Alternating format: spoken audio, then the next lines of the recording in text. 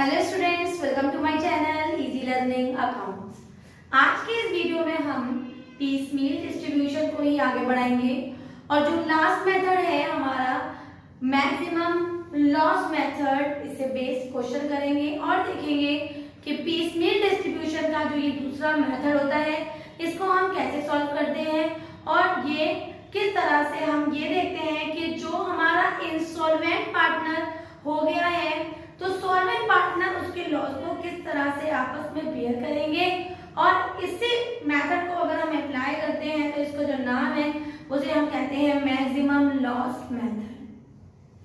Previous video में हमने एक और मेथड इसका अप्लाई किया था, सीखा था, और वो था हमारा कैपिटल एडजस्टमेंट मेथड या फिर सरप्लस मेथड या फिर हम कह सकते हैं प्रोपोर्शनेट मेथड, जिसका हमने वन क्वेश्चन भी किया था और वो सबसे इम्पोर्टेंट मेथड था। लेकिन कभी कभी क्वेश्चन में हाईलाइट होता है कि आप इस पीस मील डिस्ट्रीब्यूशन को मैक्सिमम लॉस के अकॉर्डिंग ही करिए। तो आज हम देखेंगे मैक्सिमम लॉस मेथड। मैंने बोर्ड पे डेफिनेशन लिखी हुई है कि एक्चुअल में ये मैक्सिमम लॉस मेथड होता क्या है, तो देख लेते हैं पहले उसको। This method is applied when the partner is likely to become insolvent. जब भी पार्टनर इंसॉल्वेंट हो जाता है मतलब लॉस उसकी बेयरिंग से ज्यादा हो जाता है, as per this method the amount are realised from the assets in instalment and each instalment is considered as the final realisation. जैसे जैसे हमारे एसेट्स बिकते हैं हम वैसे वैसे उसको पार्टनर्स के कैपिटल में से हटाते चले जाते हैं और फिर वो पार्टनर में प्रॉफिट शेयरिंग के अकॉर्डिंग बांटते चले जाते हैं। इसी मेथड को हम तब तक फॉलो करते हैं जब तक हमारे पास एसेट्स रियलाइज होके आती हैं और this is known as maximum loss method. मैंने मैक्सिमम लॉस मेथड से बेस्ड ये क्वेश्चन लिखा हुआ है। हम इस क्वेश्चन को देखेंगे और सॉल्यूशन भी करेंगे कि हम मैक्सिमम लॉस मेथड से क्वेश्चन को कैसे सॉल्व करेंगे। क्वेश्चन पढ़ लेते हैं। पहले क्वेश्चन हमसे कह रहा है M R and S are partners with capital 21,000, 15,000, 24,000 respectively. Their profit sharing ratio is 1:2:3. After paying the creditors, मतलब यहाँ पर creditors का पेमेंट ऑलरेडी हो चुका है। The following sums become available, मतलब ये वैल्यूज हमारे पास आई हैं।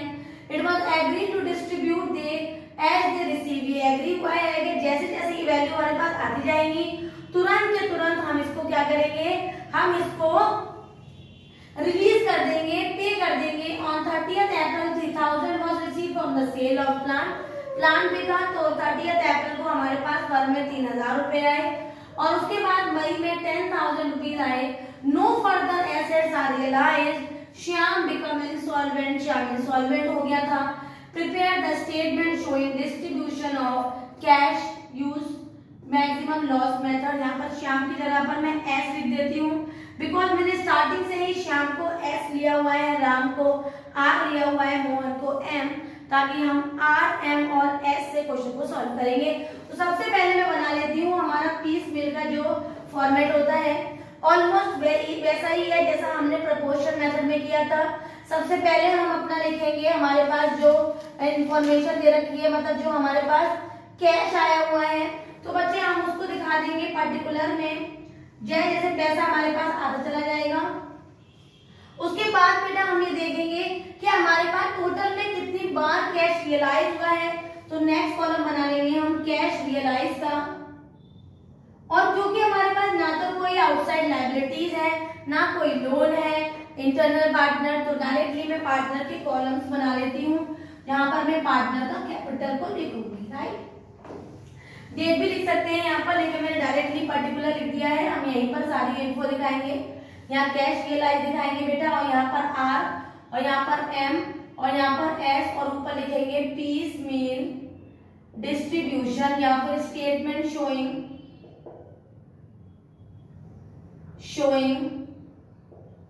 Distribution of cash. ये भी हम दिखा देते हैं, ये भी बिल्कुल सही तरीका है। हम इस तरह से भी लिख सकते हैं statement showing distribution of cash या फिर पीस मील डिस्ट्रीब्यूशन। राइट, तो सबसे पहले बच्चों हम अपना बैलेंस डाल लेते हैं। क्वेश्चन में हमारे पास पार्टनर की कैपिटल बैलेंसिंग कितनी दे रखी है, तो बैलेंसेस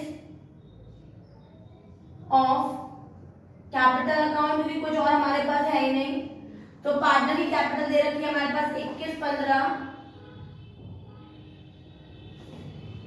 और तीसरी की है हमारे पास 24,000। ठीक है, अब सबसे पहला पैसा आया हमारे पास 30 अप्रैल में। तो 30 अप्रैल में जो पैसा हमारे पास आया पार्टनर की कैपिटल में से हमने उसको पे कर दिया होगा पार्टनर कैपिटल को।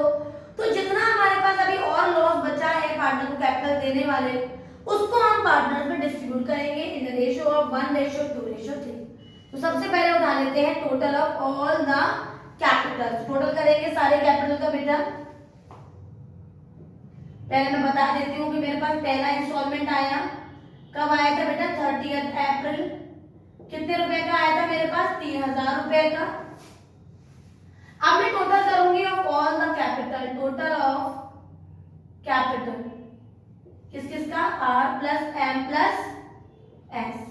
तो 21 और 24 और 15 का ऐड करेंगे तो मैं टोटल कैपिटल लिख लेती हूँ 60,000। ये सारी कैलकुलेशन यहीं पर करेंगे। यहाँ पर मैं मैक्सिमम लॉस मेथड का इस्तेमाल कर रही हूँ, मैक्सिमम लॉस मेथड को फॉलो कर रही हूँ यहाँ पर। जब बेटा मेरे पास कैपिटल है पार्टनर्स को देने का 60,000 और मेरे पास कैश आ गया है यहाँ पर 3,000, तो मेरे पास कितना लॉस बचा 57,000 लॉस।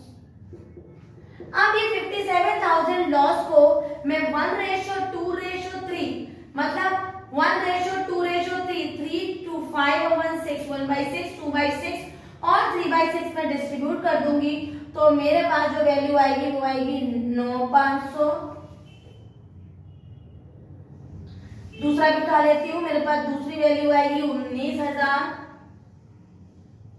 और तीसरे की आएगी बेटा 3/6 करने पर वैल्यू आएगी 28,500।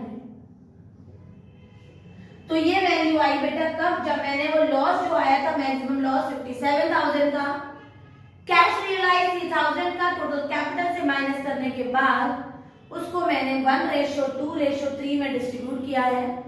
अगर गौर से देखूं तो मेरे पास अगर ये मैं डिस्ट्रीब्यूट करूंगी तो मेरे पास पहले की वैल्यू आ जाएगी 11,500, दूसरे की वैल्यू आ जाएगी बेटा माइनस में आएगी क्योंकि 15 कम है और ज्यादा माइनस के 4,000 और तीसरे का करूंगी तो वो भी आ जाएगी माइनस के 4,500।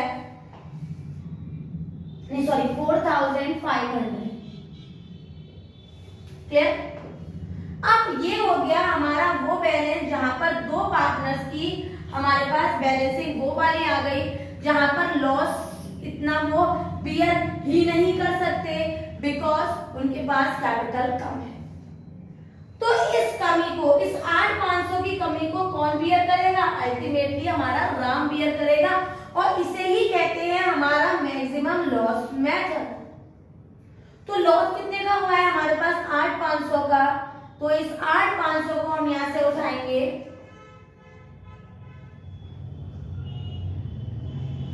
और 4,500 ये वाले और ये बेटा 8,500 को हमारा बियर कौन करेगा, राम। 8,500 का राम ने पैसा बियर कर लिया। अब राम के पास कितना अल्टीमेट अमाउंट बचा, तो हमारे राम के पास जो बेटा अल्टीमेट अमाउंट यहां पर लिख देती हूं मैं डेफिशिएंसी बियर बाय राम, किसकी, ऑफ या फिर R by of M and S. M और एस की दोनों की डेफिशिएंसी को आर ने बियर किया। अब आप बताओ आर के पास कितना पैसा रह गया, तो 21 में से अगर मैं 8,500 इसने और बियर कर दिया बच्चे, तो इसके पास अपना पैसा कितना रह गया 21,000 में से 8,500 को हम माइनस करेंगे और हमारी वैल्यू हो जाएगी, और ये हो जाएगी हमारे पास 0 और 20 में से 8 या 18,500 12,500। तो 12,500 की हमारे पास बैलेंसिंग आ गई। इसको बियर करने के बाद 21,000 में से 8,500 का उन्होंने हमारे लिए बियर किया और पैसा आ गया 3,000 रुपया इनके पास बच गया। इनके पास बिल बचा है, बिल बचा है। क्लियर है यहाँ तक। एक बार और देख लेते हैं। हमने पहले 21, 15 और 24 का कैपिटल लिखा। हमारे पास कैश आया है कितना, हमारे पास कैश आया है बच्चे 30 अप्रैल को हमने तुरंत इन तीनों की कैपिटल से ऐड करके माइनस कर दिया 57,000। ये मैक्सिमम लॉस हमने तीनों पार्टनर्स में 1:2:3 के अकॉर्डिंग हमने इनको डिस्ट्रीब्यूट किया और ध्यान दिया कि 21 में से 9 गए तो 11,500, इसको माइनस किया तो वैल्यू माइनस में आई, इसको माइनस किया अगेन वैल्यू माइनस में आई।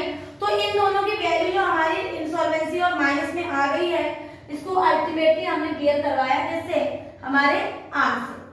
तो वैल्यू आ गई बैलेंसिंग में। अब उसके बाद 3,000 और ये 3,000 क्या माना जाएगा, ये 3,000 की बैलेंसिंग हमारी मानी जाएगी, वो वाली बैलेंसिंग बच्चे जो अभी हमारी किसकी बियरिंग है, हमारी paid to Ram.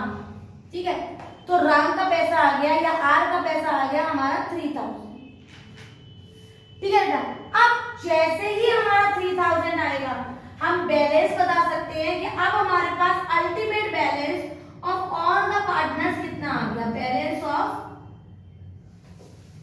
Are M and S. तो बच्चे अगर मैं 21 में से इस 3 को हटा दूं, जो हमारे पास हमारे आर के बैलेंस में बचा है, तो हमारे पास बैलेंस हो जाएगा 18। फिर आ जाएगा हमारे पास इनके में वही रह जाएगा बेटा 15 और अगेन इनका आ जाएगा 24। तो 18, 15 और 24। यहाँ तक बात समझ में शायद आ गई होगी। एक बार और ध्यान से देख लेते हैं। हमने वैल्यू माइनस की, जो वैल्यू हमारे पास आई हमने 1:2:3 में बांट दिया। बांटने के बाद हमने देखा हमारे पास बैलेंस कितना है, हमारे 2 पार्टनर इंसॉल्वेंट हो गए। इंसॉल्वेंट पार्टनर की बियरिंग हमने करवाई सॉल्वेंट पार्टनर से और वैल्यू हो गई 8,500। इसको निगलेक्ट किया, इसको निगलेक्ट किया, अब हमारे पास आ गया 8,500। 11,500 इसका बैलेंस था, 11,500 में से 8,500 का बैलेंसिंग आ गई 3,000। इस टोटल 21,000 में से मैंने 3,000 हटाया, वैल्यू है 18,000। इसको सेम पहुंचा दिया, इसको सेम पहुंचा दिया और कैपिटल हमारी उतनी रह गई 18, 15 और 24। अगेन हमने क्या किया, same value same process follow किया, मैक्सिमम लॉस मेथड। और अब हमारे पास केवल एक ही बार पैसा आएगा और वो कितना आएगा, कैश रियलाइज। भी यहाँ पर लिख के बता देती हूँ कितनी आई थी बेटा कैश रियलाइज, 10,000 की, और मैंने यहाँ पर लिखा है 10,000। अब अगर मैं बेटा लॉस मेथड को इस्तेमाल करूँ, फिर मैं कहूंगी total capital of all the partners that is R plus M plus S. तो तीनों की कैपिटल को ऐड करूंगी 18, 15, 24। तो 18, 15, 24 को ऐड करने के बाद वैल्यू आई बेटा 57,000 और हमारे पास कैश रियलाइज हो गया है 10,000 का। तो अब हमारे पास बैलेंसिंग कितनी आ गई, 47,000। अब इस 47,000 को उठाएंगे और आपस में तीनों ही पार्टनर्स में 1:2:3 में बांट देंगे। तो मैं बुक से इसका आंसर उठा लेती हूँ, क्योंकि मेथड को सीखना इंपॉर्टेंट है, आंसर तो आप खुद भी कैलकुलेटर से कर सकते हो। तो 47,000 को बेटा तीनों में बांटेंगे, 7,000 को अब हम बांटेंगे 1:2:3। तो वो हमारी वैल्यू बटेगी, वैल्यू आएगी बेटा हमारे पास 7833। दूसरे की वैल्यू होगी बेटा 15,667 और लास्ट वाली वैल्यू आ जाएगी 23,500। तो ये हमने क्या किया, 47,000 को 1/6, 2/6 और 3/6 में बांटा। तो ये पॉइंट्स में था, मैंने 5 से राउंड ऑफ कर लिया। तो 7833, इधर भी हमने पॉइंट को राउंड ऑफ किया है 15667 और 23500। तो यहाँ पर अगर डिडक्शन करेंगे तो 15,000 में से 7833 को माइनस करेंगे तो वैल्यू आ जाएगी 10167। इसको माइनस करेंगे तो बेटा माइनस में वैल्यू आ जाएगी 667 और यहाँ पर आएगा प्लस में हमारा 500। तो यहाँ पर हमारे पास अब इंसॉल्वेंट कॉल हो गया, यहाँ पर इंसॉल्वेंट हो गया हमारे पास एम पार्टनर, तो उसकी बैलेंसिंग आई है 667। तो क्योंकि एक ही पार्टनर इंसॉल्वेंट हुआ है तो यहाँ पर जो हमारे 2 पार्टनर है आर और एस, ये दोनों इस इंसॉल्वेंसी को, इस डेफिशिएंसी को बियर करेंगे। तो deficiency borne by R and S in ratio of capital, अपने कैपिटल के रेशो के हिसाब से बियर करेंगे और इनका कैपिटल रेशो कितना है ना 24:21 या फिर 21:24। तो कैपिटल से अगर रेशो बनाएंगे तो 21:24, यहाँ पर लिख देते हैं 21:24।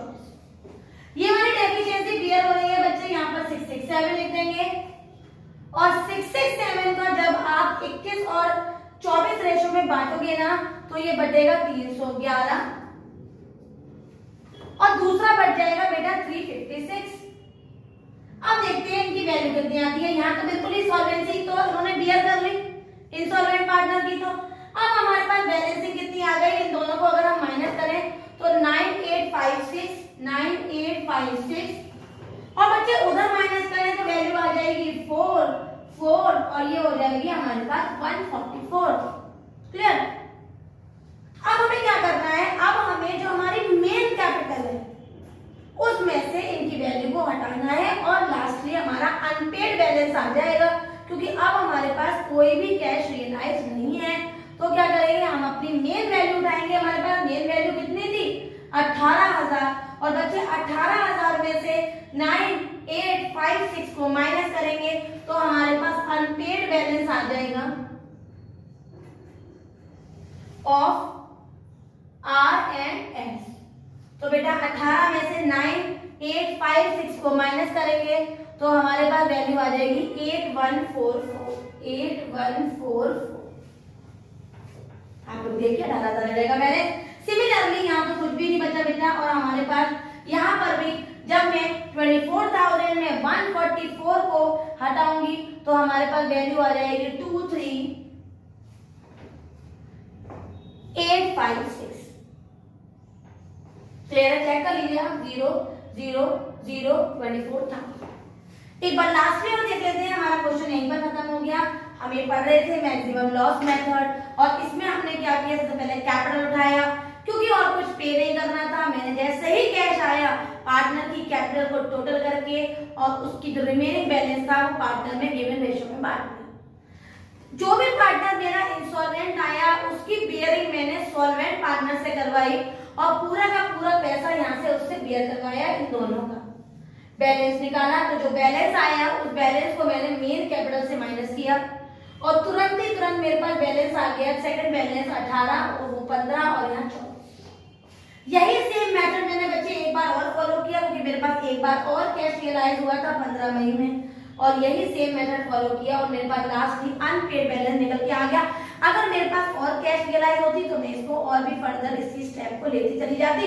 हर बार याद रखना, हर बार का जो ये स्टेप होता है ना लास्ट, हम ये एज्यूम करके चलते हैं कि लास्ट लॉस है, लेकिन इसको आगे तभी बढ़ाना जब हमारे पास कैश आए, नहीं तो वहीं स्टॉप करना। और this is the maximum loss method, this is the last method of the piecemeal distribution. यहाँ पर हमारा पीस मील डिस्ट्रीब्यूशन चैप्टर खत्म हुआ।